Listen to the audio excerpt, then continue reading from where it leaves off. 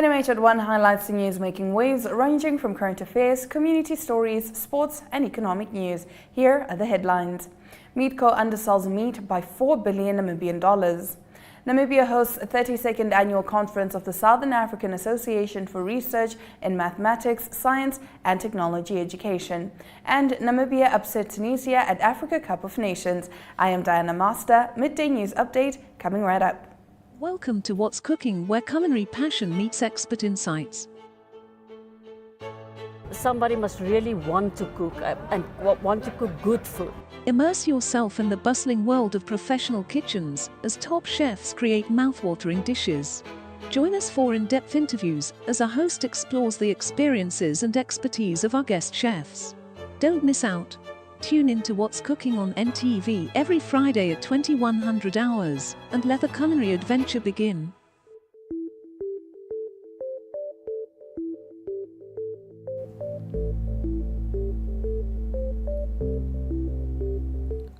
In today's Midday News Update, the British billionaire and accused murderer Harvey Butler appeared in the High Court's SADC courtroom today for the case he filed against the Attorney General Martha Imalwa. In the case, he claims that she made the wrong decision to prosecute him on, among other things, a charge of murder. He demands that her decision be reviewed and set aside. The parties argue today through the mouths of their legal representatives, and Judge Erminus Toyson will deliver his verdict on the 17th of May. Visual News highlights local stories from across Namibia right after the break. Stay with NMH at 1. Welcome to My.NA Cars, your ultimate destination for everything automotive. I am your host, Diana Master. Teamwork makes the dream work, right? Discover the latest models, innovative technologies, and expert insights from our passionate hosts. Learn essential maintenance tips and get exclusive behind-the-scenes access to the automotive industry. Don't miss My.NA Cars on NTV every Thursday at 2100 hours. Tune in and ignite your passion for automobiles.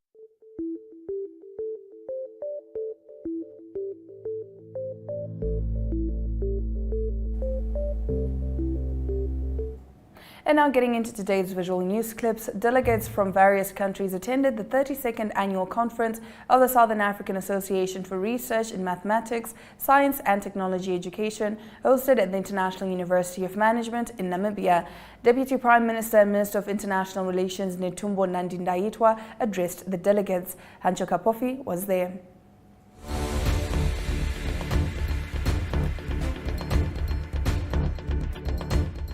Challenges transcend borders and require collective efforts to address them effectively. Therefore, if we are to maintain our set goals and objectives, continued cooperation beyond the conference is a must.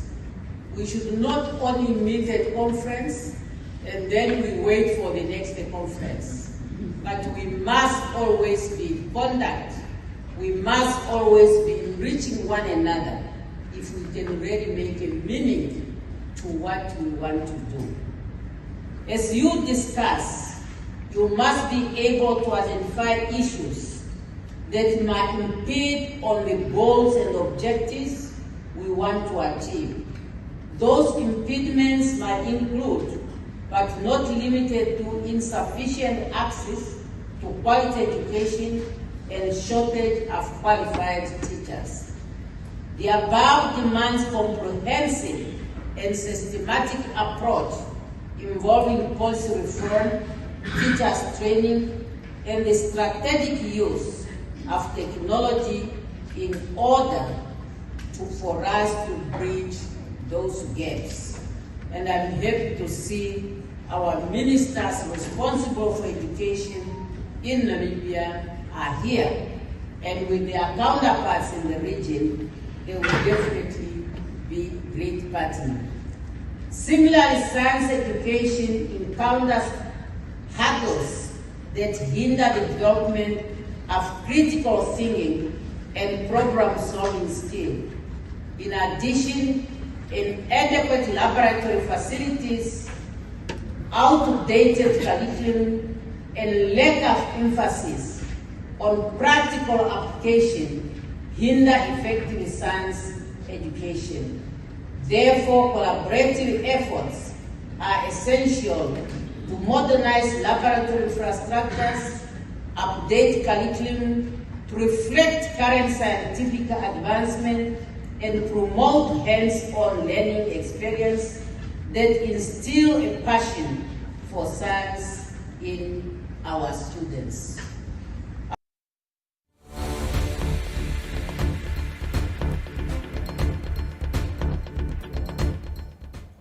After the break, Namibian Sun leads us into the newspaper review segment. Stay tuned. Hi Sonia. Hi Tufani. What are you reading? I'm reading about the Child Care and Protection Act. In this pamphlet I got from school. What's that? It is Namibia's main law for the children and the issues affecting them.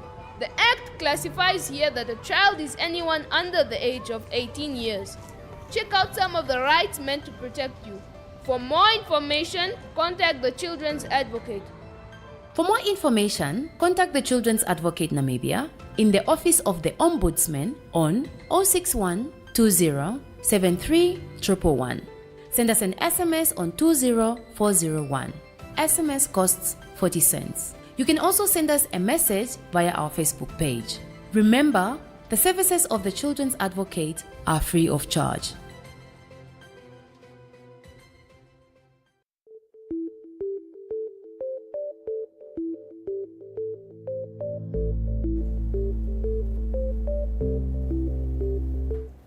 Thank you for staying with NMH at 1. We now take a look at what the lead stories are in Namibia's daily newspapers. Cash-strapped beef parastatal Meatco undersold its export meat products by a massive 4 billion Namibian dollars between 2018 and 2023, according to the Bank of Namibia. During this 5-year period, its local competitors who sell meat to the same markets raked in billions of dollars and continue to be financially sound, while Meatco relies heavily on government bailouts because it cannot fund its own operations. The situation is so dire that Meatco's subsidiary in the United Kingdom is currently under liquidation. A Bank of Namibia analysis shows that during this period, Meatco could have received approximately 6.1 billion Namibian dollars instead of 2.1 billion Namibian dollars for the meat products it exported. On the paper's page 2, while Sumkwe Secondary School is in the process of expanding its hostel, construction has been halted since 2021 when funding dried up. This, according to Principal Christophe Ngavetene, who said the construction is being done by an organization called Bridging the Gap Namibia USA. Funding was halted because donors had to verify how the money was spent, the organization's Namibian representative Lawrence Hauseb explained. Moving over to the front page of the Republican, land tax for the financial years 2017-2018, 2018-2019, 2021-2022, and 2022-2023 is due on the 31st of March this year. The Ministry of Agriculture, Water and Land Reform is adjusting land taxes for the financial years 2017-18 and 2018-19 to correct incorrect tax rates, according to a recent statement. Farm owners are therefore informed that the correct assessments in this regard have also been sent out, according to the notice. A group of 40 farmers successfully approached the courts in 2018 to challenge the valuation rule. The Windhoek municipality has drilled the first of 7 boreholes in Groot-Alb to meet an increasing demand for water, according to Harold de Kwenye, spokesperson for the city. The administration of Groot-Alb was handed over to the city of Windhoek in 2017. At the handover, the Department of Infrastructure was informed that they must provide water for 10,000 residents. This is equivalent to 50 cubic meters per hour based on the norm of 100 liters per day, assuming the boreholes pump water for 20 hours a day, he said. On its front page, the Algemeine Zeitung today leads with a follow-up about the apparent attempt by an employee of Bank Windhoek who tried to steal 200 million Namibian dollars. Now, neither the Namibian police nor Bank Windhoek have updated the media, or for that matter, the public, about a heist that surely ranks as one of the biggest ever held by a single person in Namibia. Own investigations by the NMH team on site in Opur seem to indicate that this was a well-planned theft, which the accused Nico Rebebe seems to have been part of, but it seems as though a syndicate seems to be a part of the setup.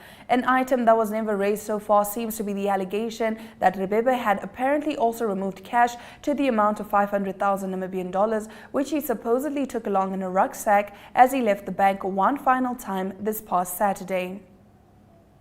On its page 2, the paper highlights a report about the Executive Director of the Ministry of Education, Arts and Culture, Sinet Steenkamp, said that she is looking forward to the school year of 2024. She acknowledged the importance of teachers as a national resource and called on those colleagues of hers to welcome learners and motivate them to be an integral part of a high-quality educational process. We get into the second half of our newspaper review segment after the break.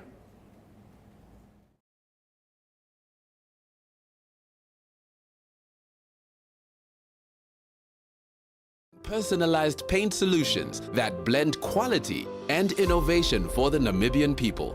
We pride ourselves in being a 100% Namibian-owned company, investing in our country and our people by employing and empowering true Namibians. With every brushstroke, Neo Paints commits to our quality guarantee and always delivering a coat of excellence. At Neo Paints, we always stay true to our country. We are as Namibian as you.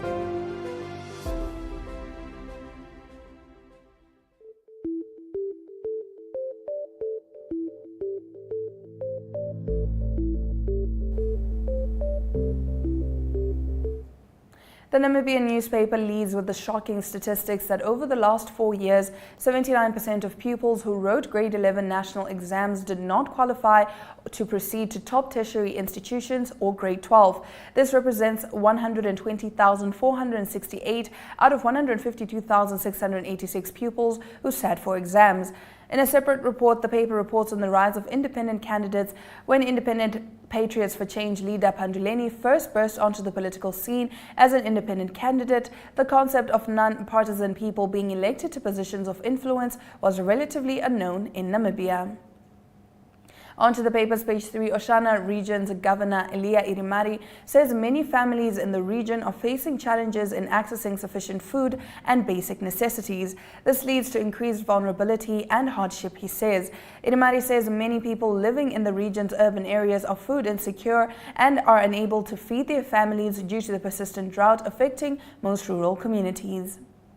Onto the New Era's front page, less than 6 months after the death of Archbishop Daniel Katekisa, two factions of the St. John Apostolic Faith Mission are now in a court brawl over rights to the church premises in Katutura. The St. John Apostolic Faith Mission has taken its rival, the First St. John's Apostolic Faith Mission, to court over the ownership of Earth 5837, on which the church is situated in Katutura. St. John Apostolic Faith Mission claims that it is the registered owner of the property and the church is the holder of a mortgage registered by the mission.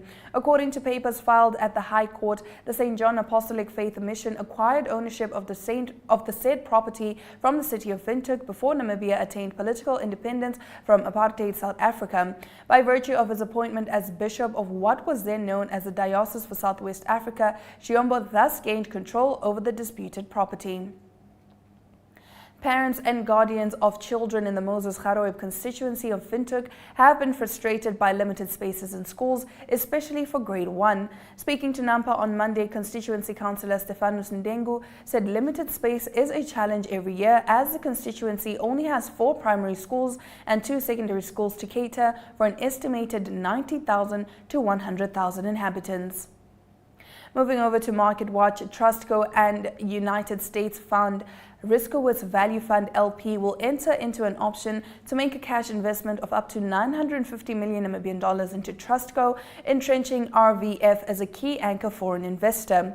The capital will provide Trustco unparalleled financial muscle to capitalize on new opportunities and strengthen existing investments in a Namibian economy that is poised for rapid growth, the local company said. Now, at the start of December, 30,000 bottles of Namibian chili sauce were shipped to France. We give you the full details of the story after the break as we head into economic news.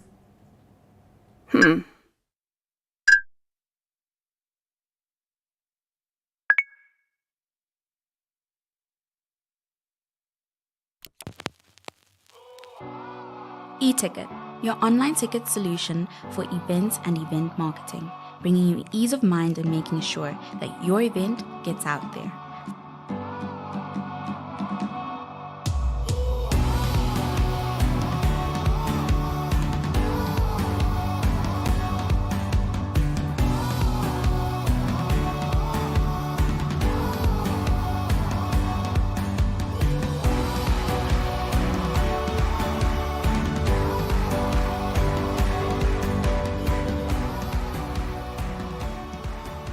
For more information, contact events@nmh.com.na.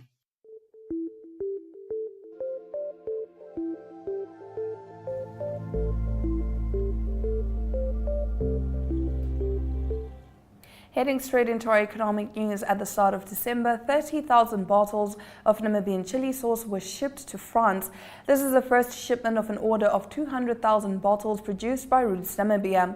In the previous year's shipment, 10,000 bottles each of cayenne, jalapeno and habanero sauces were sent to France. The chilies are grown, harvested and processed at Roots in Stampriet. Roots began 8 years ago with a dream by Johan Riekert. During COVID-19, various types of chili peppers were harvested at Roots, and Riekert took them to Anniki Jacobs, asking if she could make something with them. Anniki had a lot of time on her hands and occupied herself with the chili peppers and the making of sauces. Together with Johan, they refined and adapted the sauces to what we are exporting to France today. Rief explained that a visitor to Roots tasted the sauces and was very impressed. He was quoted as saying, he said that there is a massive market in France and ordered 200,000 bottles, the first of which were shipped in December and are selling like hotcakes. The next 30,000 bottles are almost ready and will be sent at the end of March. The subsequent shipments will follow in June until the entire order is delivered. Now let's take a look at the economic indicators.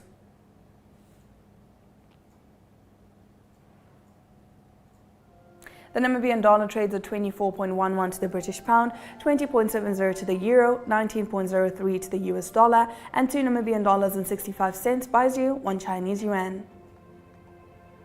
All selected NSX stock closing prices maintained. Local index maintained while overall index closed on a downturn of 0.77%. All commodities are down save for gold, which maintained and is now trading at $2,028.15 per fine ounce. Now, a suspected Kenyan cult leader is to be charged with murder and terrorism over the deaths of more than 400 people. This story and more coming up in News from Africa after the break. Hi, Kambaripa. Hi, Melissa. You look upset. Is everything okay? A healthcare worker refused to attend to me because I visited the healthcare facility without a guardian. Healthcare workers are not allowed to do that. This sounds like a job for your shield of survival. Huh? Your rights, they're your superpowers. Your shield of survival is your right to life, health, nutrition, shelter, and an adequate standard of living.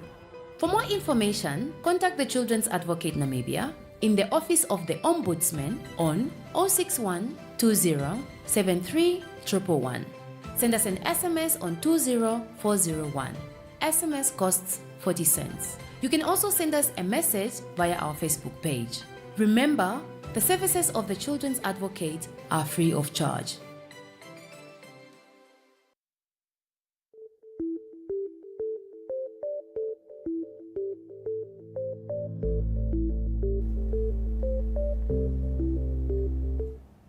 We now expand beyond Namibia's borders to give you the latest news from the African continent here on NMH at 1.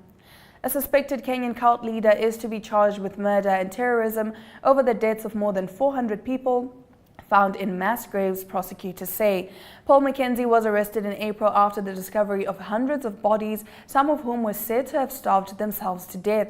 Kenyan prosecutors say that he and 94 others will be charged in court in Malindi on Wednesday.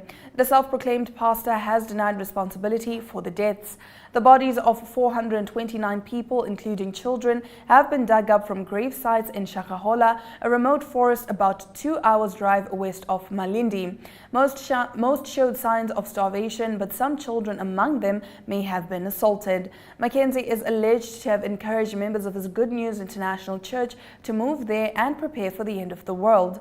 One witness told the BBC that people were given instructions in January last year to begin fasting so that they could get into heaven. But Mackenzie has said the deaths could not be down to him as he closed his church in 2019. More than 200 bodies have been exhumed so far from a mass grave site in Shakahola. They said their inquiries had now gathered enough evidence to charge him and the others with offences including murder, assault, and facilitating the commission of a terrorist act. They are also facing a charge of subjecting a child to torture, according to a statement from the Director of Public Prosecutions. In our next story, more than 200 people have starved to death since July in Adaga Abiy town in Ethiopia's drought-hit and war-scarred Tigray region, local authorities say. Another 16 have died in nearby Adwa town.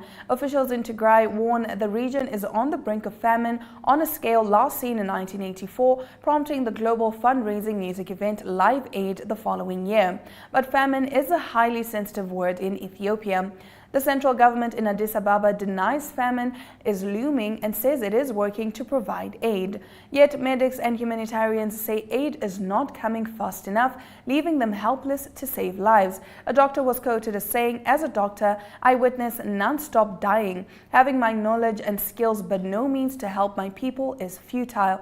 Desta Kashai in the city of Shire tells BBC. Many of those dying are children and young people. When alleged looting of food aid was uncovered by the World Food Programme and USAID last spring, they halted aid to Ethiopia for months on end until resuming at a more cautious rate in December.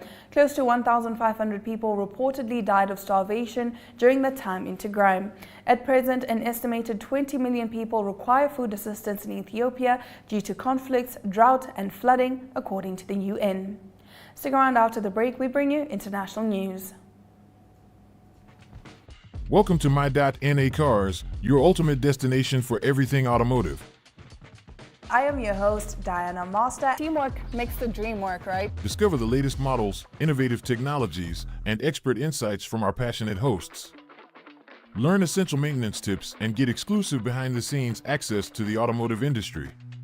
Don't miss My.NA Cars on NTV every Thursday at 2100 hours. Tune in and ignite your passion for automobiles.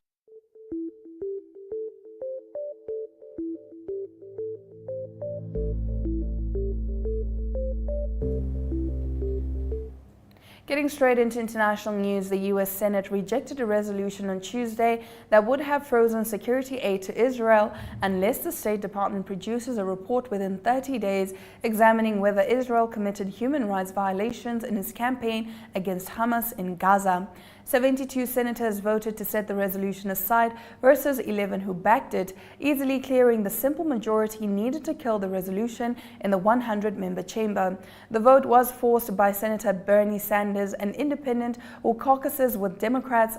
While the resolution was handily defeated, it reflected growing concern among some of President Joe Biden's fellow Democrats, especially on the left, over the supply of U.S. weapons to Israel, despite the Gaza conflict's sleep toll on Palestinian civilians. "We must ensure that U.S. aid is being used in accordance with human rights and our own laws," Sanders said in a speech urging support, lamenting what he described as the Senate's failure to consider any measure looking at the war's effect on civilians. The White House has said it opposed a resolution which could have paved the way toward the imposition of conditions on security assistance to Israel. Senators who opposed the measure said it sent the wrong message at a time when Israel had said it was shifting to a more targeted campaign. French President Emmanuel Macron promised on Tuesday to overhaul parental leave so it pays better after France saw the lowest number of births since World War II last year, in a blow to its traditionally strong demographic profile. France registered 678,000 births last year, representing a decrease of 7% from 2022 and down 20% since peaking in 2020, INSEE said in its annual census report. The country has for decades been an outlier compared to other European countries, avoiding a collapse in birth rates as seen in Germany, Italy, and Spain. Demographers have traditionally put this down to France's generous health and childcare system, as well as tax breaks and other benefits for having children, especially 3 or more. That has helped soften the impact of an aging population while contributing to the country's long-term growth prospects, which economists say are generally determined by demographics, productivity gains, and labor force participation. France will only be stronger if it revives the birth rate, Macron said during a wide-ranging news conference. A new, better-paid parental leave will allow both parents to be with their children for 6 months if they want, he added. In addition to basic maternity leave, French parents can currently take additional parental leave for 1 year with the possibility of renewing twice. However, it only pays slightly more than €400 per month, which Macron said was a source of anxiety for some parents. Stick around, we bring you news from the world of sports right after this break.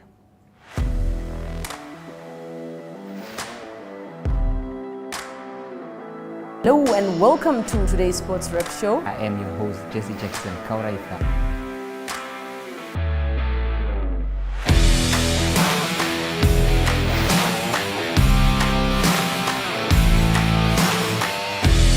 In replay, Namibia, who had won the toss for the first time on this tour. Good day everyone, time for international sports news, starting off with tennis news, both on the WTA for women's and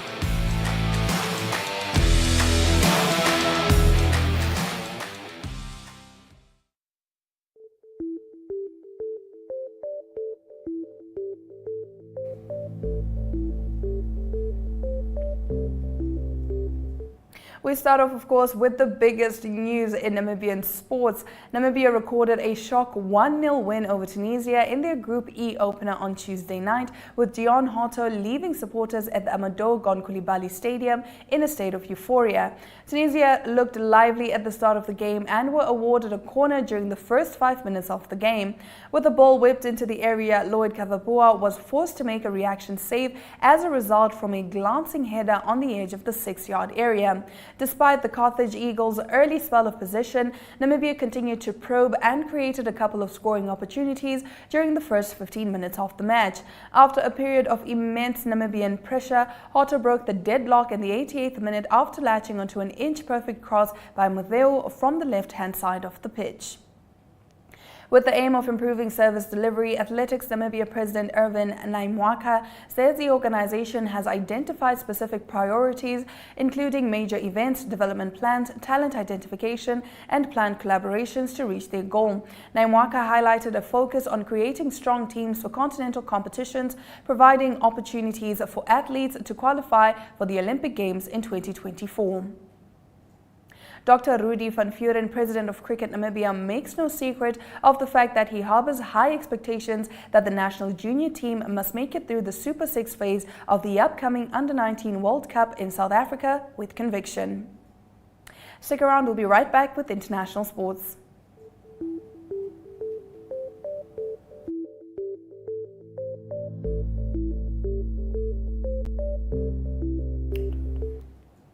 South Africa's 2023 Africa Cup of Nations campaign got off to a poor start after they were beaten 2-0 by Group E rivals Mali at the Amadou Gon Coulibaly Stadium in Korogo on Tuesday night.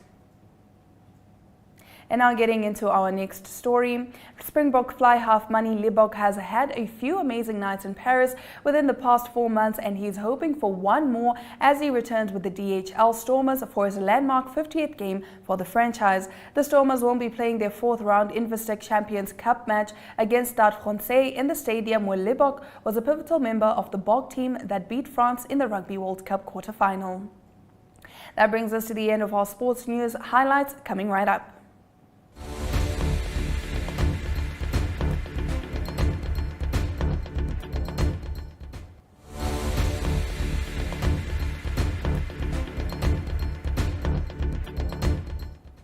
You're watching NMH at 1 if you're just joining us. Here are the news highlights.